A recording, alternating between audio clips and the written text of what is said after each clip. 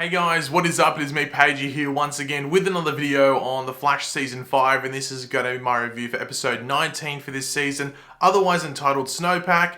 So, yeah, if you've not watched the episode, go watch it, because holy crap, a lot happens in this episode, much more than you would think, and I was like, oh, damn, this is a lot to talk about, but yeah. If you've not watched it, go watch it. If you have watched it and are continuing on with my video, be sure to drop a like on it if you enjoyed the episode and you enjoyed the video as well. And let me know in the comment section down below. What did you think of this episode? What did you like? What did you dislike? And just general thoughts. What was your favorite moment as well? Let me know down there. The last episode was obviously the big Godspeed episode where we learnt Nora's origins in regards to how she came to know about her speed and all the reverse flash stuff and all that. But we end off with Barry basically going, put you on my shoulder, dragging you back to 2049, and you're staying here. Don't come back, otherwise, yeah, I'll sense it, and I'll just probably bring you back anyway. And that is basically we pick up from when I guess Barry would have come back. It's the episode picks up in a weird way, but we pick up essentially, I guess maybe 10 minutes after Barry would have come back from the future after dropping Nora off, and we have the Barry and Iris scene, which I think they released this online. I didn't see it. But I know people were talking about a Barry and Iris scene. This scene was interesting. I thought it was going to go down a way in which the writers were going to... Because the writers do have this issue where Iris can never be wrong. And I thought they were going to go down this route. And this episode was pretty good with that, maybe until towards the end. But with this scene, like Barry basically gave Iris the biggest L ever. Like I couldn't believe it. And we find it that... Like, Iris isn't really that bothered by the fact that Nora is talking to Thorne. Like, it's not that big of a deal to her, which Barry gets super triggered by, which you would. This dude killed your mum. So, of course he's going to be triggered. And Barry basically just calls Iris, almost like a hypocrite and everything like that. And that the only reason that if it wasn't Nora in this situation, then Iris would be 100% on his side. Barry took the W, Iris took the L in that situation. And it was pretty fierce as well. Like it got much more fierce than I think you'd normally see with a confrontation between these two characters. But we do have the negative Speedforce scene set up. This was a scene that was released online as well. I saw people talking about this. Now, people wondering, okay, they're bringing in this negative Speedforce now. The negative Speedforce was always there, because that's what Eobard taps into. It's just, there was never an explanation about it, because when was Eobard ever going to explain it in depth? There was never really any need to. But hearing this was pretty cool, and seeing all this stuff play out in the episode was pretty interesting to see. And even when we jump into like the training scene with like Nora trying to tap into it, it's pretty sick, I must be completely honest, even though it doesn't work at first. But that's, I'm guessing, because Iris was, I don't know, I guess there was no proper anger there to really tap into it, actually. That's probably what happened. Now, one thing I was like, oh, really, is when the team was still mad at Sherlock, because last episode we were like, this must just be misplaced anger, but then it continues into a second episode. I'm guessing it's so he could have the win when he saves Barry and helps the team and stuff in regards to that. But I just felt like it was, this again, like it's just such a misplaced anger, because we already went over it. Like Iris knew that Sherlock was investigating this, so she knew. So it was weird when she said something last episode about, why didn't you tell us? Like, you knew Iris, you saw him. Twice, I think, doing it. So, yeah, the team being mad at Sherlock, it doesn't really make sense. But anyway, I'm guessing it was just like so he could have a win in this episode that sort of, diminishes them being mad at him or something like that. I don't know. Now, younger Grace is taken from the hospital by obviously older Grace. We don't see it happen, but we just see that younger Grace is taken. And right at the end of the episode, I'll just say this, we do see her in the cabin with the older Grace, with also a device that's taken throughout this episode. But I'm sure that's going to be, dived into maybe next episode, but I think more specifically maybe episode 21. But speaking of this device that, Cicada ends up having, we actually see Icicle return. So Caitlin's father, but he was now just, I guess, fully Icicle because he's taken control. He returns, attacks Carla Tannhauser's laboratory and the guard there, and takes this little device, like a glowing orb sort of thing, which is like a cryo-atomizer, which basically could just like turn the whole city into an ice age sort of thing, I guess you could say. It just basically disperses particles and things like that. So it can be pretty overpowered, and it could be used for different means as well, which I think we might see Cicada use in future episodes. But of course, the thing that was featured in the trailer for this episode was Iris. We didn't know Ralph was specifically going, but we knew that Iris was specifically going to 2049 traveling. I guess there's a big question about how Iris and Ralph, you know, the two like not as intelligent people in Team Flash would be able, like scientific wise or science wise or technology wise as well, but would be able to use not only the bazooka to, you know, create the time stream to go into, but also use the time sphere as well. You know, I guess just let it go. Maybe there's some default settings where you just have to press one button and then type in the year and you go.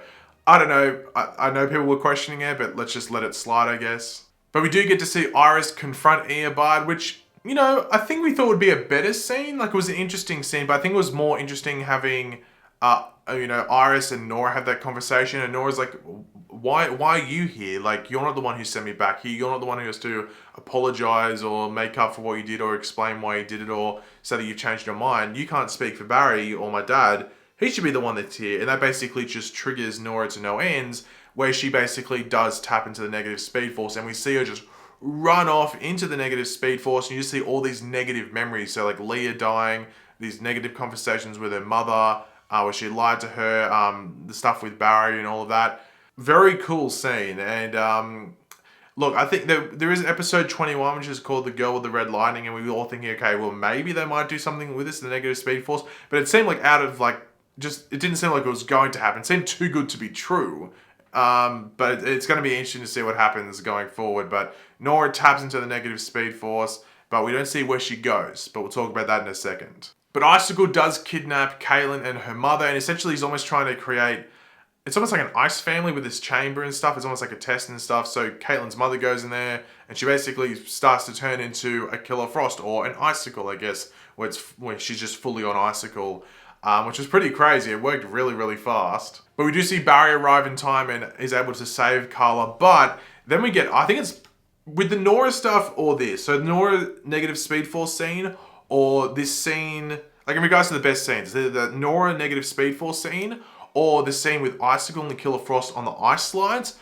Holy crap, that looked really good. Not only was it cool looking, but it looked good. Like the CG, like the special effects and everything were really good. The fight was really good, and I was like, okay, damn, that's really sick. And it looks like Caitlin's like screwed. She gets stabbed almost like in the heart or in somewhere in the chest at least. And like, oh damn, what's going to happen here? And Icicle's going to kill her, but that's when Thomas is able to take control. So it's important to remember with Icicle, it's sort of the opposite with Caitlin and Killer Frost. So Caitlin's in control, while Killer Frost is that thing that comes out. With Icicle, he's the one that's taken full control, and Thomas is within. So Thomas had to fight and take control because that's his daughter. He doesn't want to see his daughter killed. So I thought that was a really great scene. I wasn't really expecting it. So, and there was also a really good shot when they're hugging, and it's sort of like, it zooms out and then like pans around. Awesome scene. And to get down, they would have had to go down the ice slide. So that's one way to get it. That's one extremely fun way to get out of trouble. But we knew in the promo images that another character was going to be showing up in this episode, and that was Cicada, or Cicada 2. So Grace comes in, is like, yo, what's doing? Need that cryo ball, please give it to me. Attacks Barry. Barry's just knocked out instantly. Fair enough. But we do get a cool Killer Frost versus Cicada fight with, Killer Frost got the dual daggers. Cicada's just got the one dagger. Where'd her like dual things go? Would have been cool if we had some like double hand action going on, but we didn't get that anyway. Cicada is able to actually stab Killer Frost, and it looks like, oh crap, the dagger is going to come and kill Caitlin or kill Killer Frost, but Thomas jumps in front of it and sacrifices himself and is actually able to save Caitlin, save his daughter. So I guess that's a fitting end, because obviously they could have done some like happy family thing after that if they wanted to, but I guess that's not how it works, especially with how some other things plays out with other members of Caitlin's family towards the end. But so yeah, R.I.P. Thomas. So F's in the chat, and I thought it was actually a really good episode for Caitlin, when I thought it would just be an okay, like it's just a Caitlin story. I didn't think they'd have this much stuff going on with her, so I was very surprised in regards to that, and also very pleased. But yeah, Cicada does take that cryo atomizer, which I think one of the future episodes is like, I think it's going to be used for like a metavirus or something like that. But it'd be interesting to see how she goes about doing that. Maybe she kidnaps a scientist to help her. Who knows? But we also see that Caitlin, her mum, is actually now a meta. She doesn't think it is, but later on, that little tube of stuff like glosses over. So Caitlin has those like ice powers, those like icicle powers as well. So I wonder if that means she's a threat going forward in this season, or if it's for another season to deal with that storyline. Who knows? Now, we did have an end scene with Barry and Iris, and I guess Barry was wrong. The one thing he admitted he was wrong where he did the thing where he took Nora to the future, we all admit that he was wrong with that. We understand why he did it, but he was wrong. But I think it was weird that Barry said that Iris was right, because I think this was a good building episode for Iris, realizing that she shouldn't just like act on things straight away, maybe think things through, which she sort of had been like called out for throughout the episode. But I think that scene, and I think a lot of us would agree, that scene was literally just made to be clipped and put on Twitter. It's literally a Twitter scene, that's about it. So there's no point diving too deep into it. But one of the ending scenes in the big, oh damn, what's happening here? I can't believe my eyes, is when Nora returns in present day through the negative speed force, glowing with the red lightning, and just has the red eyes flickering as well. The red eyes was really weird. It looked like she was like possessed or something. It would have been better if her eyes were just flickering red like the speedsters have. Anyway, it looked a bit weird, but fair enough. But so she's back in present day, negative speed force, she's angry, and she's basically evil Nora at this stage. So that's going to be interesting, because next episode we have a Rogues episode. I haven't seen the trailer, I just know we have a Rogues episode. So I wonder if that storyline with Nora will continue into that episode. I think it might be a side story. I don't know, I have to wait and see. But overall, really good episode. The only thing that was sort of negatives were maybe some inconsistencies with the Killer Frost storyline, mainly in regards to her powers and how things work, but they were really minor. And maybe the Ralph and Iris figuring out how to go to the future, and then also getting back. How did they get back? I didn't even realize they didn't take the Speed Force bazooka with them, did they? So how did they get back with the time sphere? Because you need the Speed Force bazooka to open up the time stream. Okay, well, I might have found an error there. That's a bit confusing. But anyway, I don't know how they did that. I've got no clue. Anyway, so there's a bit of an error. But apart from that, and also me discovering that other error, I thought this was a really solid episode, really enjoyable episode. Great episode for Kaylin. Awesome episode for Nora, and just developing that stuff going forward as well.